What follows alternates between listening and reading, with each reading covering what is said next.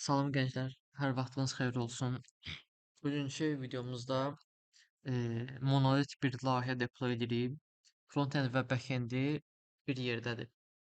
İlk öncə sıfırdan göstərim sizə. Əvvəl gedirsiniz, hər hansı bir providerdan virtual private server alırsınız. HCSNR ola bilər ya Contabo ya başqa bir şeydir. Əsas məqsəd VPS almağınızdır. İkinci VPS-inizi alırsınız.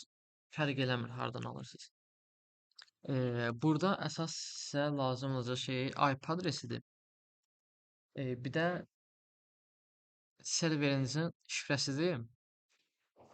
Siz bunun sayəsində uzaqdakı serverə, yəni VPS-inizə qoşula bilərsiniz.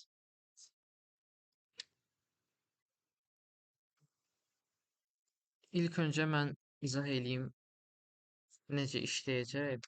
Baxın, əvvəlcə siz layihəniz üçün Docker fayl yaratmalısınız. Docker fayl və Docker Compose. Docker faylda ChatGPT-yə yazdıra bilərsiniz. Həmçinin Docker Compose-u da. Burada çox diqqət ediləsi bir şey yoxdur. Bir-iki məqam var. O da birincisi budur ki, belə deyim, siz əgər layihənizə userlər fayl upload edə biləcəksə, siz onu konteyner içində saxlamamalısınız. Siz Docker bölümü yaradırsınız və userlərin upload etdiyi faylları ora transfer etməlisiniz. Orada saxlamalısınız. Onun üçün də heç nə. Qısa konkret. Sizin konteynerin içindəki yolu göstərirsə ki, mənim fayllarım bura upload olacaq. Bunu Docker özü atacaq çölə. Çöldə saxlayacaq. Bunun sayəsində Docker konteynerin başına nə gəlir gəlsin, sizin userlərin faylları qalıcı olaraq yadda saxlanacaq. Digər bir şey də Docker konteynerin userini rootdan aşağı salmaqdır. Əks halda sizin konteyneriniz ələ keçirilsə, production serverdə müəyyən problemlərə səbəb ola bilər. .NET 9-dan sonra App-User deyə bir şey by default olaraq var. Yəni siz belə bir şey etmənizə ehtiyac yoxdur. Mən elə bilirəm. .NET 9 özü faktik olaraq useri verirsə, siz sadəcə gəlib burada onu təyin etməlisiniz ki, mən root istifadə etmək istəmirəm. Daha sonra gəlirsiniz compose faylı yaradırsınız. Bizim hal-hazırda layihəmizdə iki ayrı komponent var. Bir databazla, bir də ki bizim web layihəmiz. Databaz olaraq PostgreSQL istifadə etmişik. Web layihəmiz də ki özümüzündür. Sizin burada bir neçə nüansa da yenə diqqət etməlisiniz. Birincisi ən əsası. Məntiqən bizim databazamız PostgreSQL-dir və ya başqa bir şey, başqa bir proqramda sizin layihənizdən əvvəl run olmalıdır. Web layihəsi run olanda bir çox hallarda həmin moment, həmin an sizin databazınıza qoşulmaq istəyəcək. İndi databazda run olmasa, yəni həmin momentdə əlverişli olmasa sorğu qəbul etməyin. Web serveriniz xəta verəcək. Web layihənizdə deyəcək mən qoşula bilmədim. Onun üçün nə edirsiniz? Bu hissədə depend on hissəsi var. Bunu yazmalısınız ki, web layihənin run olmağı saxladılsın. Nə vaxt ki databaza run olar, yəni ayağa qalxar da artıq sorğuları qəbul edə biləcək hala gələr. Ondan sonra web layihəsi başlayır run olmağa. Və burada da həmçinin volume istifadə edirik. Bu volume databazanın öz volumudur, hansı ki eyni şəkildə userlərin məlumatları table'larda, indi table'larda userlərin məlumatları, layihə ilə bağlı məlumatlar saxlanılacaq. Siz onu da yenə də volumla xarici bir host machine-də, host olunan kompüterdə, xarici bir yerdə saxlamalısınız ki, sizin databaza konteyneriniz sönünüb yansa silinməsin. Yenə də getsin oradakı datadan götürüb oxuya bilsin. Bunun üçün həm DB, həm də web üçün İki ayrı bölüm yaradırıq və onları da burada təyin edirik. Baxın, hal-hazırdakı vəziyyət budur. Bu bizim lokal layihəmiz. Yəni bizim bu PC-mizdir.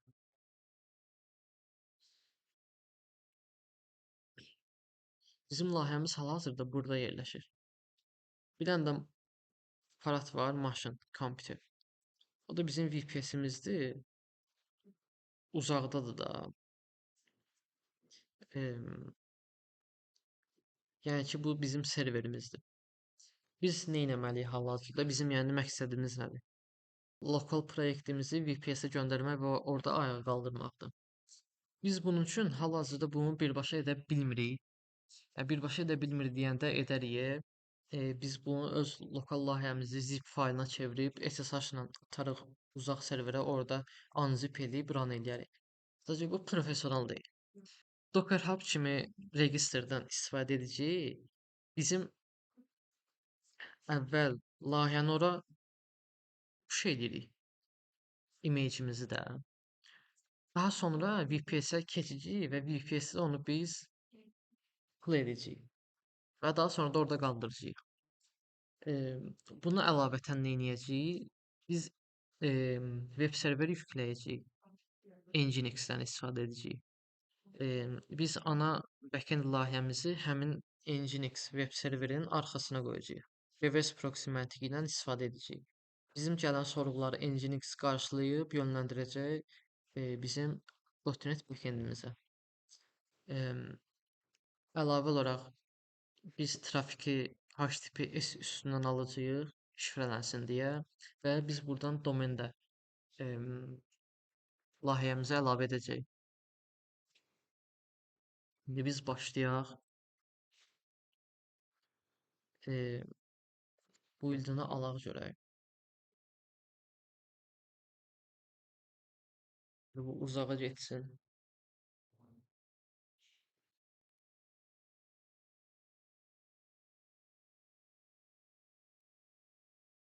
Bu layer'ların məqsədi odur ki, əgər siz CI/CD qoşsaz öz layihənizə hər hansı bir layihənin spesifik bir yeri dəyişsə, CI/CD yenidən hər dəfə bütün bu məsələn 200 megabaytda konteyner onu pull eləməli deyil. Neynir? Hansı layer'da kod dəyişibsə, həmin layer'ı təzədən çəkəcək və ya pull edəcək, push edəcək. Bu da bir optimizasiyadır. Və baxaq görək, bizim layihəmiz buradadır. 127 megabayt. Uğurlu şəkildə push elədikdən sonra biz indi keçməliyik VPS-imizə və orada müəyyən konfiqurasiyalar etməliyik. Onu da SSH-nə edirik. SSH Secure Shell-dir. Bu texnologiya bizə əl verir ki, güvənli şəkildə biz öz kompüterimizdən digər kompüterlərə qoşula bilərik. Bizə hal-hazırda VPS-imizə qoşulmaq lazımdır. Yazırsınız username və VPS-inizin IP adresi. Burada sizdən şifrə istəyə bilər. İndi mən qoşulmuşam deyə istəmədi. Ya şifrə istəyəcək, ya SSH şey yaratmısınızsa şifrə istəməz. Mən yaratmışam, yəni məndən istəmir. Şifrə istəsə şifrənizi yazırsınız. Provider'ın sizə verməlidir. Heç nereden almısınızsa ya başqa bir yerdən. Amma SSH şey ilə eləsəz daha yaxşıdır, çünki avtomatik qoşulur. İndi biz bunu konfiqurasiya edək.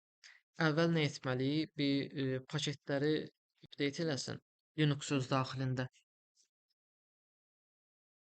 Daha sonra biz Docker-i istəyəcəyik və başlayacağıq öz layihəmizi pull eləməyə.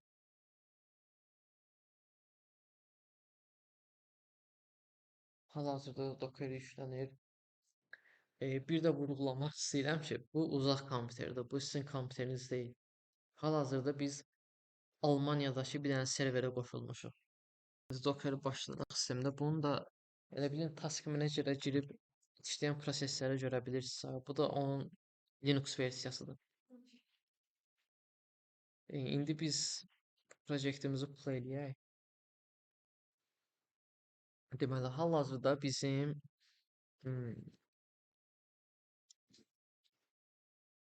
layihəmiz burdadır. 288 megabayt yer tutur. Xoşbəxtliklə, xoşbəxtliklə burada vurğulamaq istədiyim bir nüans var. Baxın, em, əgər sizə yeriniz azdısa, yəni yerdən bir də bir qənaət etmək istəyirsinizsə, fərq etmir də .NET olsun və ya başqa texnologiyalar olsun. Bir çox populyar texnologiyanın Alpine versiyası var. Həmin versiya kiçildilmiş imejlərdən ibarətdir və siz həmin versiyaları istifadə etsəz, sizin axırda nəticədə yaradacağınız imejlərin ölçüsü nisbətən daha az olacaq. Yəni 100 megabayt daha az olur. Amma onun da bir mənfisi var, hansı ki o da havadan, sudan silmir də imeji. Müəyyən alətlər var ki, imecin öz daxilində onları silir. Daha minified, daha kiçildilmiş bir versiya verirsə. Müəyyən hallarda da o sizin layihənizdə problem yarada bilər. Buna görə də Alpine-a tam güvənməyin. Əvvəl bir lokalınızı test edin, görün layihəniz Alpine versiyası düzgün işləyirmi? İşlə düzgün işləyirsə artıq rahatlıqla production-a da göndərə bilərsiniz. Daha sonra biz bu yazdığımız Docker Compose-u atmalıyıq VPS-ə.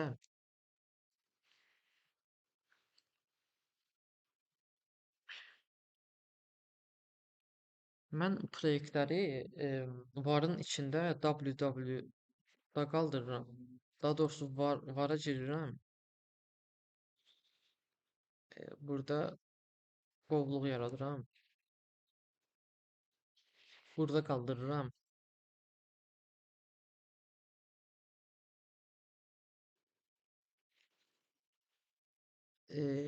Və bunu da bu videoda vurğulayım. Mən belə fikirləşirəm ki, biz orada pul etməsək də ola bilərdi. Çünki biz burada onsuz demişik ki, mən bu imeci istifadə etmək istəyirəm, gedib özü də çəkə bilərdim.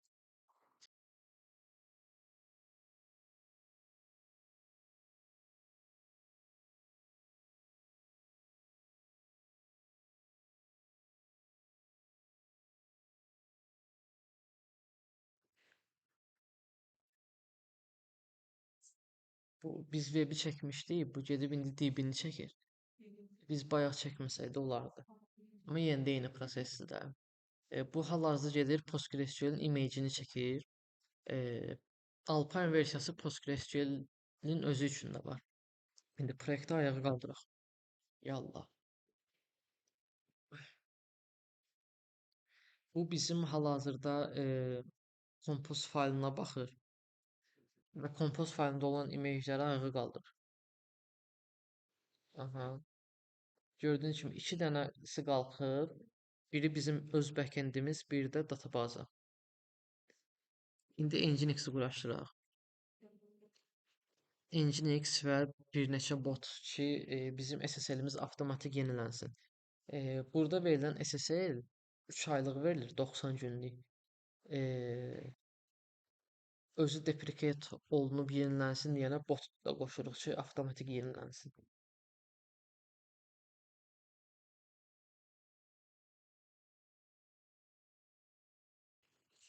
Yaşasın.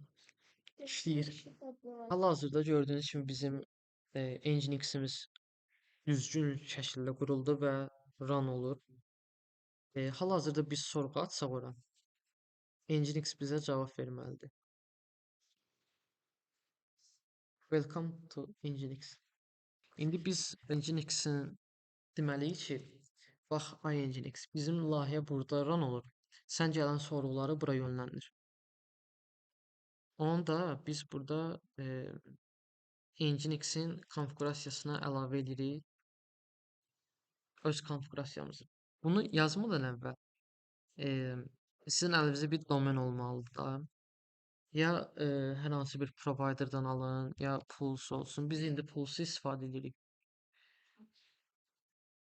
DocDNS pulsuz şəkildə subdomen olaraq bizə domenlər verir. Hər bir hesab üzrə 5 dənə verir. Gördüyünüz kimi DocDNS-ə girirsiniz, hesab və s. yaradırsınız. Gəlirsiniz bura domeninizi yazırsınız. Bizim domain belə olacaq. Foodhut@domain. Tamam. Bura gəlirsiniz, öz IP adresinizi yazırsınız. Bunu yazırsınız ki, DNS serverləri bilsin ki, e, foodhut.docdns.org sorğu gələndə hansı IP adresinə yönləndirilsin.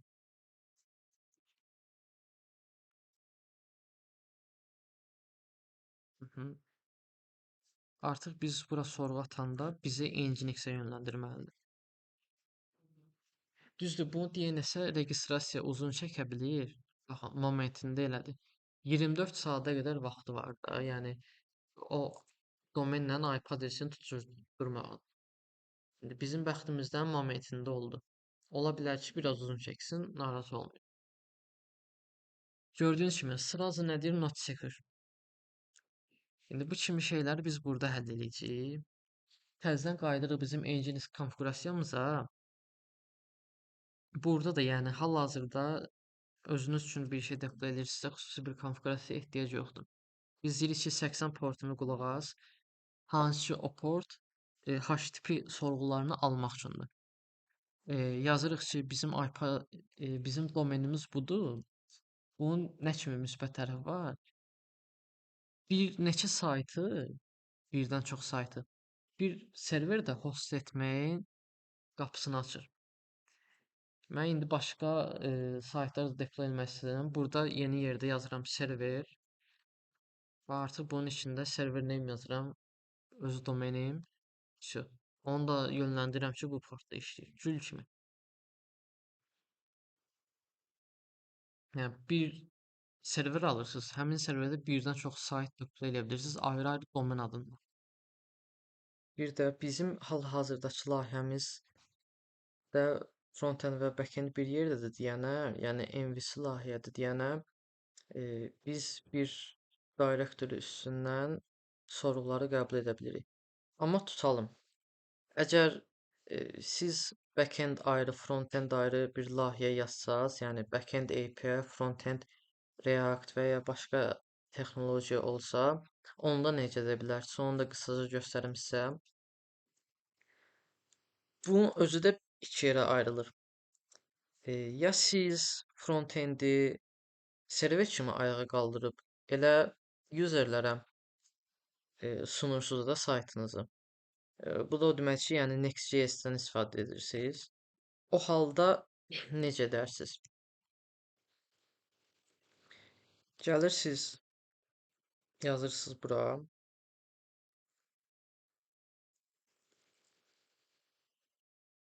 Eyni bu şəkildə. Və burada diqqət etməli olduğun şey budur ki, bura Next.js serverinin portunu yazırsınız.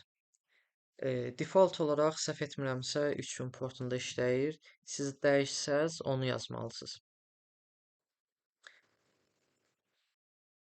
Bir də bunu da qeyd etməliyəm. Əgər siz bunu belə etdinizsə, artıq backendi başqa bir direktory adı altında userlərə verməlisiniz. O da API verə bilərsiniz. Bu halda nə olacaq? foodhut.docdns.org/api sorğuları backend-ə yönləndiriləcək. Amma Foodhut domenin adı altında hər hansı bir API-dan başqa hər hansı bir direktory olsa, o Next.js serverinə yönləndirəcək, yəni ki, frontend.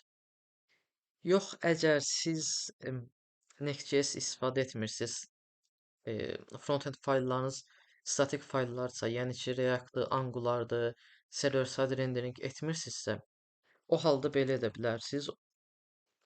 Yenə eyni şəkildə yazırsınız.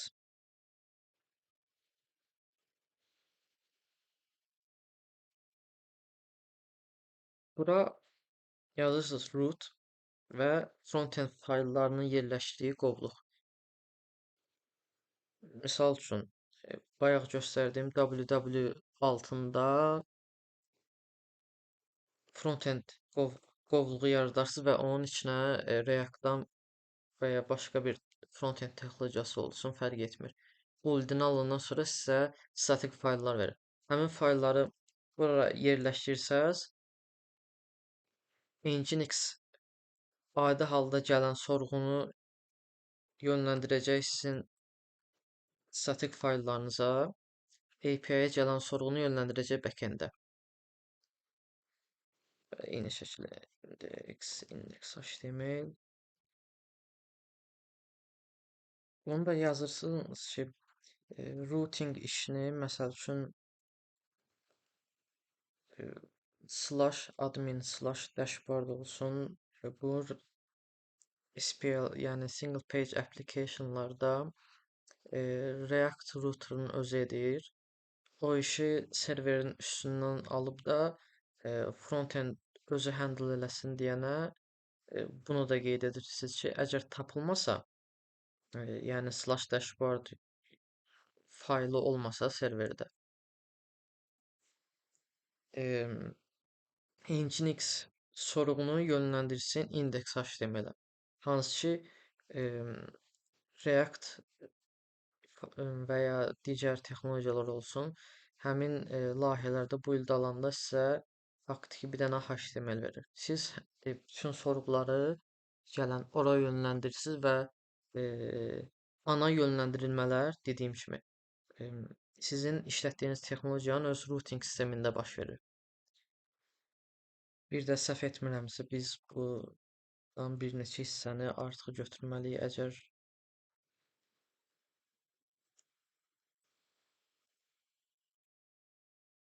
API və Next.js layihəsi ayrı olursa, yəni API və frontend, bir digər yanaşma necə ola bilər?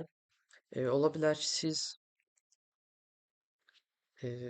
bunu ayrı directory olaraq yox da, yəni backend-i ayrı subdomen olaraq verə bilərsiniz. O halda da məntiq dəyişmir. Yenə də server bloku açırsınız.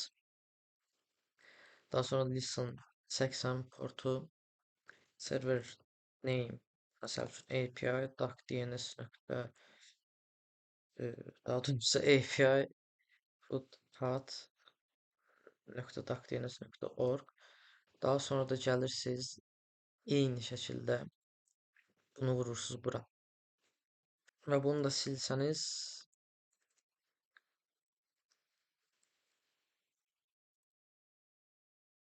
və ya artıq burada da bu ikisindən birini seçirsiniz. Ya Next.js-də bu konfigurasiya qalır, ya React-dırsa, yəni rendering sırf frontend gedirsə bu konfigurasiya qalır. Nəticədə də sizdə ümumi konfigurasiya belə olur. Escape-ə basırıq.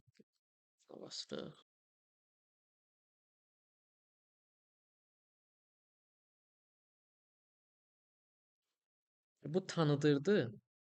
Bu deyirdi ki, mən burada konfigurasiyam var. Bu gedib sintaksə baxır.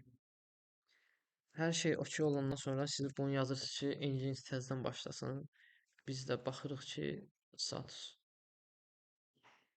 Ha, işləyir. İndi gənclər biz layihəmizi konteynerini qaldırdıq.